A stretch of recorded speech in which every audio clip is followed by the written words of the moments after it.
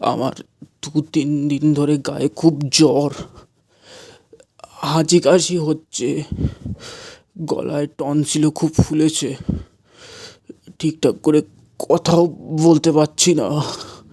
মাঝে মাঝে খুব জ্বর আসছে, আবার অনেকটা কমে যাচ্ছে। কি করণীয় ঘরোয়া উপায়?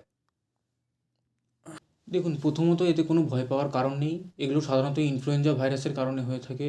শীতকালে এগুলো খুবই কমন ব্যাপার।